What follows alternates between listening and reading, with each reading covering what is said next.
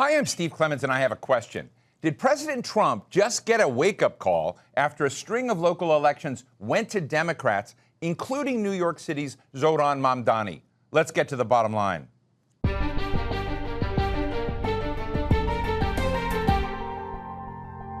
Democratic politicians really won handily against their Republican opponents, some of whom were backed by President Trump in 3 local elections in the U.S. last week: Virginia, New Jersey, and New York City. In the capital of capitalism, New Yorkers voted for a Democratic socialist mayor, Zohran Mamdani, who energized the base and won despite tepid support from his own party and a massive coalition of Republicans and Democrat megadonors who wanted him to lose. Democrats say there's a clear message from voters to President Trump 10 months into his presidency. But what is the message? And how will the results impact both parties' thinking as they head to the midterm elections next year and beyond? Today, we're talking with Republican strategist John Feehery, who's author of The Honest Contrarian and Other Stories About Washington, D.C. John, it's great to have you with us today. Thank you so much. Look, you're sit in the middle of the Republican power network in Washington, D.C. Now, I'm asking you to sort of tell us how that world feels right now. How does President Trump feel? Was this a wake-up call for Republicans, or was this a blip? This is a wake-up call for Republicans. If you look at all of these elections, they are all home teams winning on their home field, but they exceeded the point spread. They did a lot better than people thought. If you look at New Jersey, Citarelli lost huge. Winston-Sears lost huge. And then, no one really thought... Just for our audience, Winston-Sears in Virginia, Citarelli in New Jersey. And everyone expected both those races to be a lot closer. In Virginia, it was a complete wipeout. Now, if you look at these elections, they all make sense as to why the Republicans lost, especially Virginia. You have the government shutdown. You have all these Doge workers who are angry at the president. And it's really a purple, kind of bluish state anyway. New Jersey's always been a blue state. And if you look at the tradition, it's always in these traditional off-year elections that the president's party loses. And that happened both times. If you look at New York, Mamdani was running against a guy who... Andrew Cuomo, who really should be in jail. The Republicans hated this guy. Curtis Sliwa was a joker. And so Mamdani won kind of walking away in an election that he should have won. To that point, President Trump came out and endorsed Cuomo. Right. A Democratic former governor of New York, a son of a power boss governor of New York, in the Democrat power family. And President Trump endorsed him. It was the weirdest thing because Cuomo was one of the president's biggest critics when he was governor of New York. So strange elections, Mamdani was still able to win and win convincingly. The fact of the matter is, for the president, it was a wake-up call. And if you look at how he reacted, his immediate reaction was, let's get rid of the filibuster, because he knows that he has to get his domestic agenda through, and he's not going to be able to do it with Democrats who are emboldened and really don't want to help him out and get his domestic agenda through. So the president's been spending most of his last 3 months, ever since the One Big Beautiful Bill passed, focused on foreign policy. This is not unusual for a president. Presidents want legacies. They want to do peace deals. But he forgot that you have a domestic economy, and people don't really care in America what you're doing internationally. They want to know what you're doing for them, and they feel the pinch of affordability.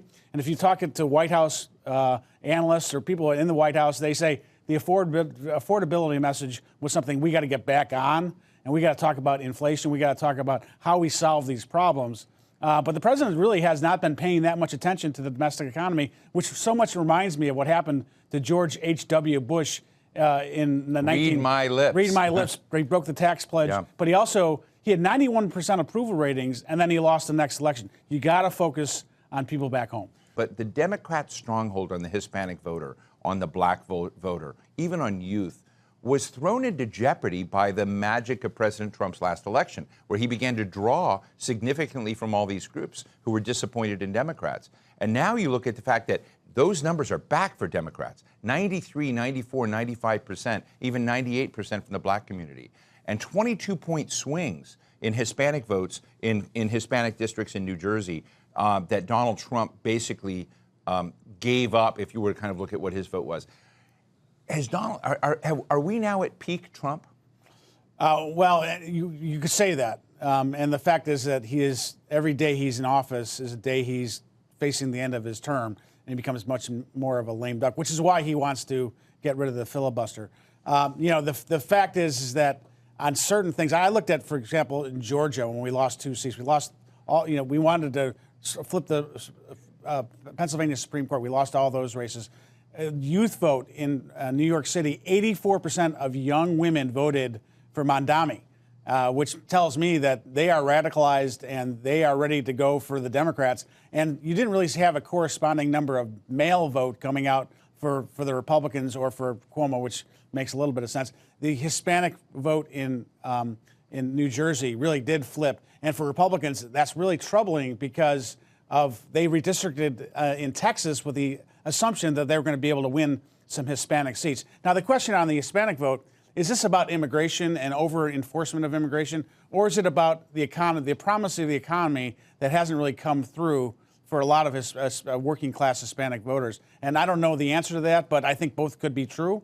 And if you look at the black vote, Winsome Sears was a black candidate in Virginia, and she still lost. She only got 10% of the black vote in Virginia. So this coalition that Trump had really kind of thought about that he had created in 2024, every election takes 3 or 4 times to actually have a permanent coalition. It's not permanent yet.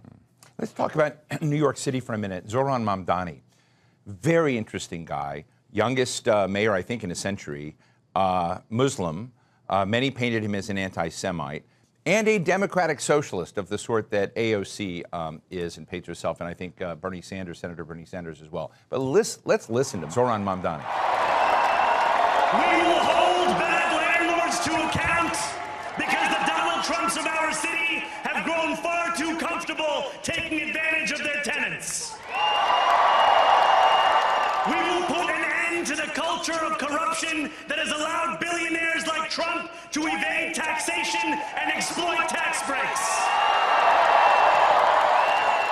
We will stand alongside unions and expand labor protections because we know, just as Donald Trump does, that when working people have ironclad rights, the bosses who seek to extort them become very small indeed. New York will remain a city of immigrants, a city built by immigrants, powered by immigrants, and as of tonight, led by an immigrant. Powerful energy in that room, John. How is your world hearing this? Well, I think of Mamdani, and I think of someone who ran a really excellent grassroots campaign against really bad opponents and was able to win because he had a great message. And his message is, let's go after the billionaires. Nobody really likes billionaires, except maybe if the billionaires who know other billionaires. Everyone wants to be a billionaire, but they don't really like billionaires. There's this general sense out there that we live in a new Gilded Age where working class Americans are not getting a fair break. And you know who ran and won on that message? Donald Trump. And so Mamdani, in many ways, is putting a socialist tinge on the Trump "Make America First" motif. And the fact is that Trump has been largely anti-immigrant in his rhetoric. He's tried to modify it somewhat, but that reflects kind of the Republican base. And New York is a pro-immigrant city, especially it always has been. But you're not going to win being anti-immigrant in New York City. And Mamdani, I think, is a very talented political figure. The fact that he was able to raise so much money in small donations, and then he used the system to have the state actually kick in $13 million in matching funds. So he's a smart enough guy to figure out how to win with the system while he's trying to topple the system. Is Mamdani's message, his enthusiasm, the way he appealed to people, what he represents in democratic politics, is that something Democrats should now go national with? Well, I think the energy, definitely. I'm not sure. Giving free stuff away to everybody, it doesn't work everywhere. And most people are very skeptical of that. I think a lot of his policy proposals are kind of ridiculous on their face, and they do not translate well. I do think that the president is going to try to call Mamdani a communist, and you've seen him already. Just wait. Let's listen to the president. Yeah. We have a choice between communism and Common sense. Does that make sense to you? Common sense. It's common sense or communism. And you know, you take a look back 1,000 years, it hasn't worked. If it worked, we'd be using it, I guess, but it hasn't worked. Our opponents are offering an economic nightmare. We're delivering an economic miracle. What do you think about the president's remarks? I mean, I think a lot of people are asking, did capitalism work out so well for you? Well, I mean, I'm a free market capitalist and believe very much in capitalism. I'm going to be very interested to see how successful Mamdani is in governing New York. I think he's going to become a poster child for the communism tale that Republicans are going to tell. But Republicans have to be careful, because if he turns out to be popular, that could be something the Democrats decide to run on. We don't know how he's going to govern, but he's a very attractive candidate. You know, I think Trump's still very confident in himself and his place in American politics, but he also talked about the shutdown. And I have to say, at the time of this recording with you right now, we're still in a government shutdown now, more than 5 weeks long. And I guess my question to you is was that a brilliant move by the Democrats if Donald Trump is saluting the fact that that shutdown gave them the edge in this race? Yeah, I mean, I'm a little skeptical that the shutdown really kind of drove things in New Jersey and New York. I mean, obviously, Doge and the shutdown had a dramatic impact in Virginia. You know, Trump was not on the ballot per se, so no one could vote for him. But everybody who voted for the Democrats were voting against Donald Trump. So he might not have been on the ballot, but he was certainly on the minds of many Democratic voters. And if you look at what happened like 3 weeks before this No Kings rally, Democrats are energized. They do not like Donald Trump. They have never liked Donald Trump. And they are more energized against Trump than Republicans are energized for the Republicans and for Trump. So this is going to be a big challenge for the midterms for Republicans. Can they win with Trump not on the ballot, but on the top of minds of Republican voters? Because they're going to need to make that.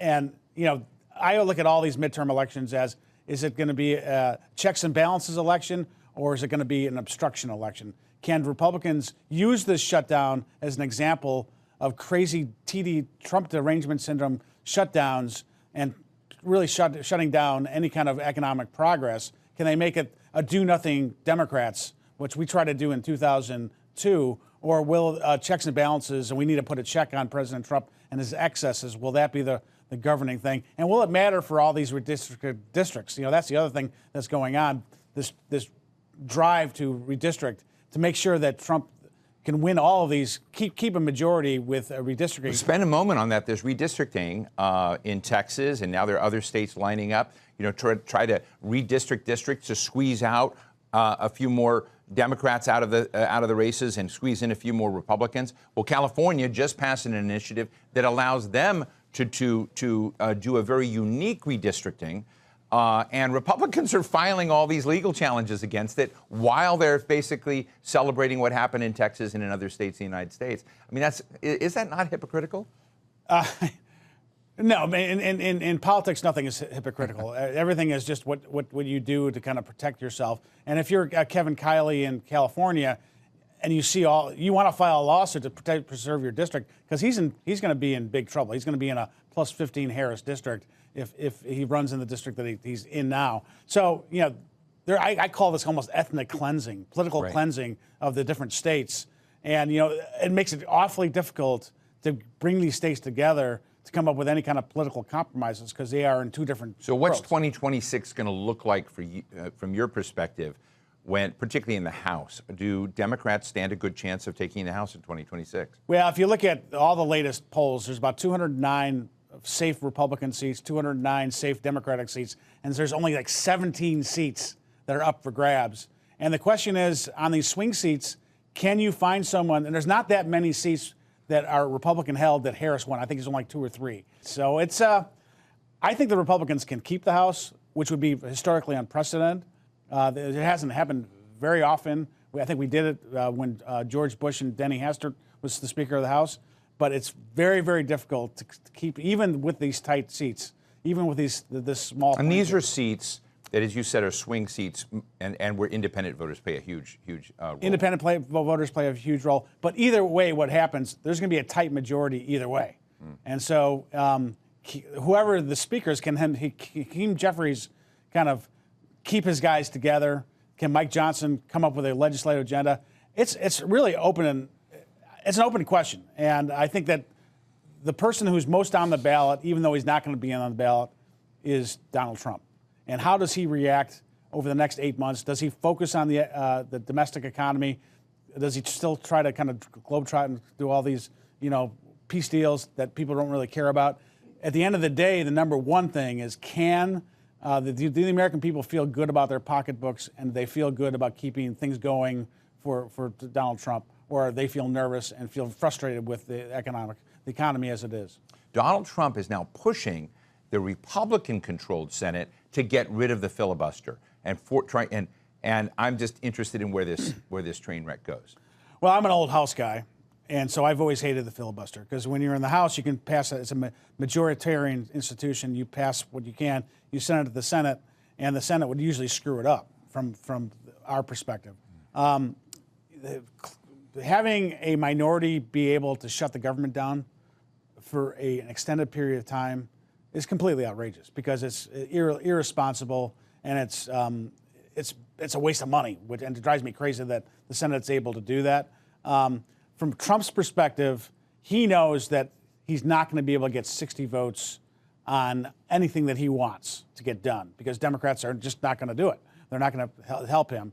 And so is it enough just to have stuff pass the House and languish in the Senate and run against that? No, his belief is only if he's able to pass his agenda can he have a positive But there's legacy. a difference between short-term and long-term, right? So many of these senators are going to be in office and around a lot longer than Donald Trump. And they fear, just as Joe Manchin and Sinema did when they blocked the Democrats from getting rid of the filibuster, that when the other party comes to power, they're going to pass all of these things with a 50+1 vote, some of which they consider really crazy and dangerous. And I do think that this government shutdown has driven a lot of Republicans completely crazy, and they are almost radicalized enough, not enough to actually pass the filibuster, unless this, ironically, if the Democrats join with enough Republicans, they could get rid of the filibuster, and they would be playing the long game, while Donald Trump would be playing. He doesn't care about the long game. He cares about his legacy.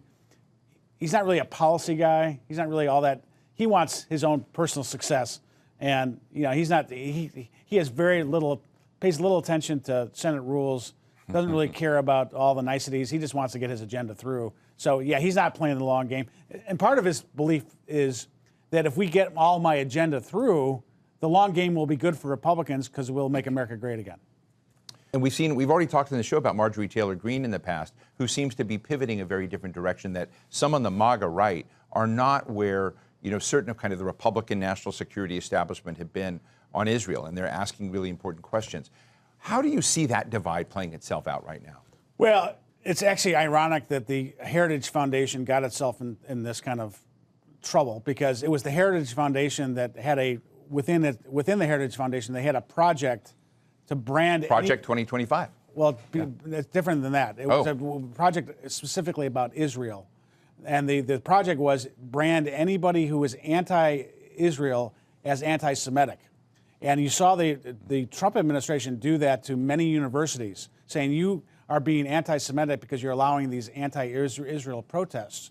And so, if you're a Tucker Carlson or Marjorie Taylor Greene, you believe, or Tom Massey or Rand Paul, you can be against what Israel was doing in Gaza, which many people thought was a massacre, a genocide, and still not be anti-Semitic. Whereas people in the conservative right said, no, if you're anti-Israel on this particular thing, you were probably an anti-Semite. And so at the grassroots level, more and more Republicans, more and more conservatives grew very concerned about what was happening in Gaza, which is why you saw Donald Trump be so hard on Bibi Netanyahu, saying, you know what, we got to bring this thing to an end, because it's politically losing a lot of steam, not just with Democrats, but also with Republicans. What is anti-Semitism in the context of Israel? That's a debate that is roiling the Republican Party.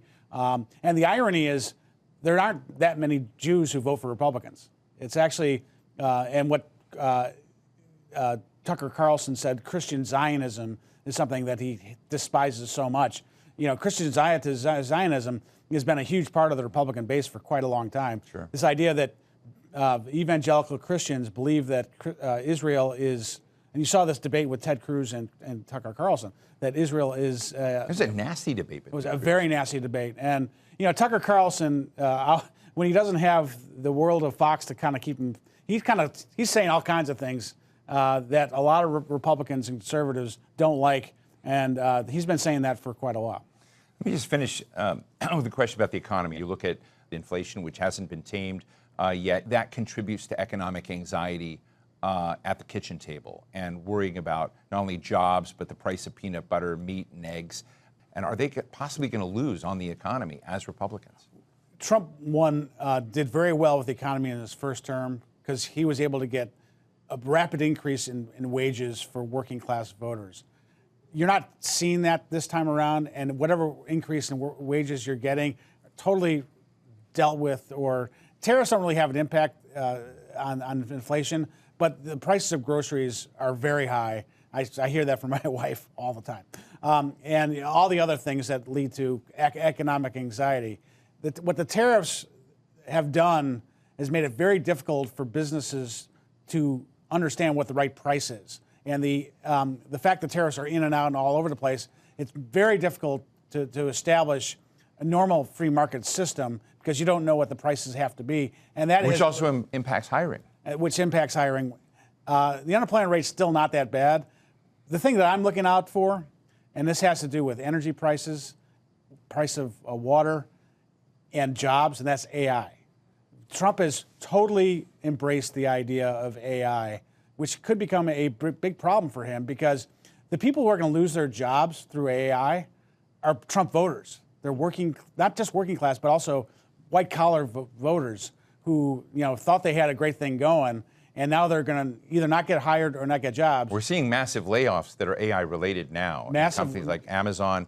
Another dimension of it, if I can add to what you just said, is that in Virginia, the total energy usage of the state, 25% of it is for data centers related to AI. When you look at the massive increase in energy demand, prices of energy is going through the roof just as you're having the impact on labor from the impact of AI. So this is a real problem for this White House. And you know who's getting really rich with AI? The billionaires. They're getting richer and richer, which feeds into this idea that these people don't care about me because they're increasing my energy costs, they're laying me off, and they're making all this money. And so Trump has to be very, very careful on how he handles this outside of the typical economic issues. Now, I think this is going to be a populist uprising that the president has to control or understand and message correctly. Well, John, it's always great to talk to you. I could talk to you for hours. Republican strategist John Feehery, thank you so much for joining us. Thanks, Steve. So what's the bottom line?